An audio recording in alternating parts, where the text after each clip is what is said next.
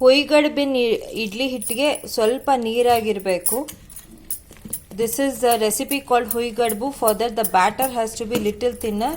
This is the idli batter for which she added little more water. Salt and oil is added. The video of making and soaking the dough is separately made and it will be added into the ಹುಯಿಗಡ್ಬು ಇದು ಕಡ್ಬಿನ ಕಳಶದಲ್ಲಿ ಮಾಡತ್ತೆ. ಇದು ಸುಮಾರು ಒಂದು 100 ವರ್ಷದ ಮೇಲಿಂದ ನಮ್ಮ ತಾತನ ಕಾಲದ್ದು ಕಡ್ಬಿನ ಕಳಶ ಹಿತ್ತಾಳೆದು. We are making a recipe called huikadbu. I don't know the equivalent of English name for that. This is the vessel which we use. It is called kalsha or some kind of a idli making vessel. This is about 100 plus year old from my grandfather's time. She has filled water into this. ಇದಕ್ಕೆ ನೀರು ಹಾಕೋಬೇಕು. ಇದು hit ಮಾಡ್ಕೊಳ್ಳೋದು ಬೇರೆ video ಇದೆ, ಅದರದ್ದು link ಕೆಳಗಡೆ ಡಿಸ್ಕ್ರಿಪ್ಷನಲ್ಲಿರುತ್ತೆ. ದ ಬ್ಯಾಟರ್ ಫಾರ್ ದಿಸ್ ಹುಯಿಗಡ್ಬು mixing and making is been linked in the description. ಕಡ್ಬಿನ ಕಳಶಕ್ಕೆ ಈ 3 ಅಟ್ಯಾಚ್ಮೆಂಟ್ ಇರುತ್ತೆ. ಒಂದು ಚಿಕ್ಕ ತಟ್ಟೆ, ಒಂದು ದೊಡ್ಡ ತಟ್ಟೆ, ಹಾಗೆ ಈ ಮುಚ್ಚಳ. Also it comes with this 3 more attachments, a bigger, a smaller and a smaller plate and this covering portion.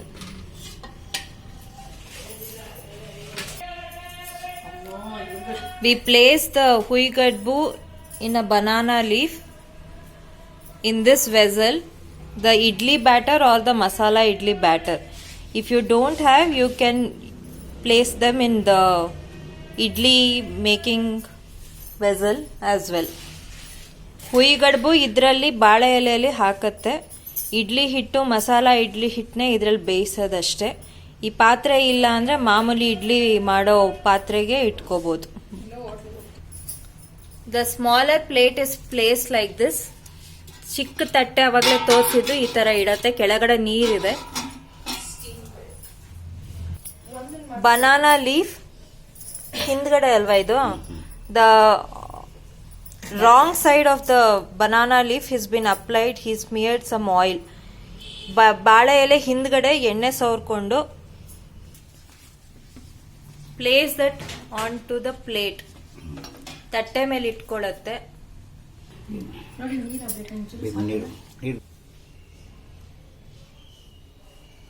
It will be applied or spread like this, like a dosa onto the banana leaf, plantain leaf. ಈ ಥರ ಸೌಟಲ್ಲಿ ಹಾಕಿ spread ಮಾಡಬೇಕು ಬಾಳೆ ಎಲೆ ಮೇಲೆ. Thickness is in between dosa and idli. It will be not very thick nor very thin as a dosa. Idli ಮತ್ತೆ ದೋಸಾ ಹದದ ದಪ್ಪ ಮಧ್ಯದಲ್ಲಿರುತ್ತೆ. ತುಂಬಾ ದಪ್ಪನೂ ಇರಲ್ಲ, ತುಂಬಾ ತೆಳುನೂ ಇರಲ್ಲ. ಈಗ ಇದ್ರ ಮೇಲೆ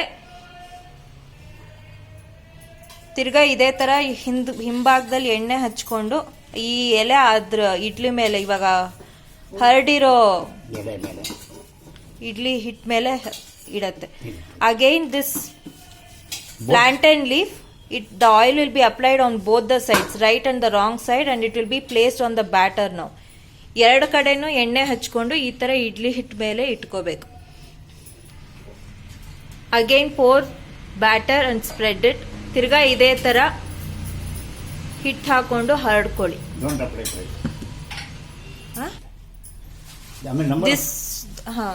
This used to be traditionally done. It comes in a thinner one and more quantity can be made. ಇದು ಇದ್ರಲ್ಲಿ ಮಾಡೋದು ಏನಂದ್ರೆ ತೆಳುವಾಗಿ ಬರುತ್ತೆ, ಜಾಸ್ತಿ ಇಡ್ಲಿ ಹುಯ್ಬೋದು. ಹಾಗೆ ಇಡ್ಲಿ ಸ್ಟ್ಯಾಂಡ್ ಅಂತ ಬರೋ ಮುನ್ನ ಇದ್ರಲ್ಲೇ ಮಾಡ್ತೀವಿ. ಇದು ಕಡ್ಬಿನ ಕಳಶಕ್ಕೆ masala idli. The same process is repeated now. Oil is smeared, ಎಣ್ಣೆ ಹಚ್ಚಿ ತಿರ್ಗಾ ಎರಡು ಬದಿಗೂ. ಇವಾಗ ಮಸಾಲ ಇಡ್ಲಿ ಹಿಟ್ಟು ಹಾಕ್ತಿದ್ದಾರೆ. Now he is gonna pour masala idli batter and spread it. ಈಗ 4 ಇಟ್ಟಿದೆ. ಇದ್ರ ಮೇಲೆ ಇನ್ನೂ ಒಂದು 2-3 ಇಡಬಹುದು ಜಾಗ ಇದ್ರೆ. ನಾವು 4 have been placed. If there is space, you can place 2 more. We are not placing.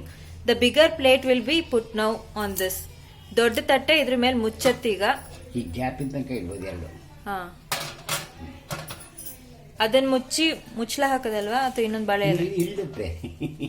Is gone place more idlis over this plate. ಈ ತಟ್ಟೆ ಮೇಲೂ ಇನ್ನೊಂದೆರಡು ಇಟ್ಕೋಬಹುದು. ಈ ತರ ಜಾಗ ಇರೋದ್ರಿಂದ ಜಾಸ್ತಿ ಮಾಡ್ಕೊಳಕ್ ಸರಾಗ.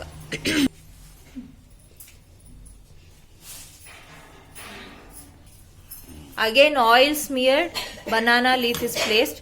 ಎಣ್ಣೆ ಹಚ್ಕೊಂಡಿರೋ ಬಾಳೆ ಎಲೆ ಹಾಕೊಂಡಿದೆ. ಉಲ್ಟಾ ಇರೋದು ಮೇಲ್ ಬರ್ಬೇಕಲ್ವಪ್ಪ. The wrong side has to come up and again he spreading the batter.